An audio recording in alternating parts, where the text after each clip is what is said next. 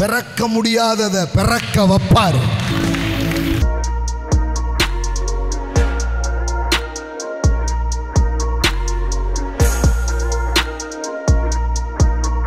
தேவதூதன் அவளுக்கு பிரதியுத்தரமாக, பரிசுத்த ஆவி உன்மேல் வரும்.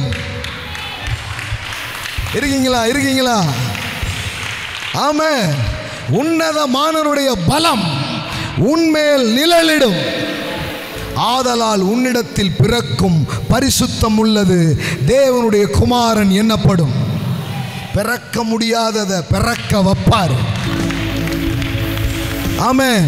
இன்னைக்கு கர்ப்பத்தில் பிரச்சனை இருக்குதா? இன்னைக்கு ஒரு பிறப்பு இல்லாம நீங்க இருக்கிறீங்களா? I speak the touch of the Holy Spirit.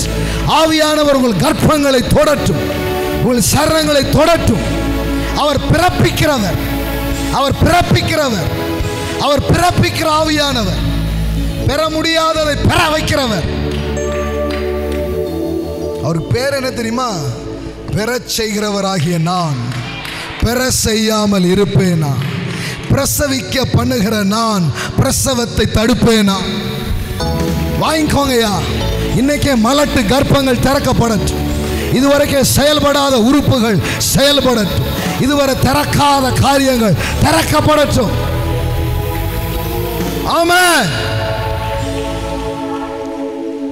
Sir, Abraham சாரால் பார்த்தா பிள்ளை பெத்துக்கிற ஆள் மாதிரியா இருந்தாங்க. 70. ஆமென்.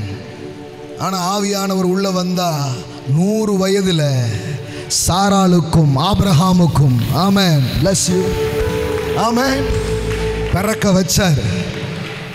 ஆவியானவர் உங்க வாழ்க்கையில எந்த பக்கத்துல தான் அவர் வர முடியாதுன்னு நினைக்கிறீங்க?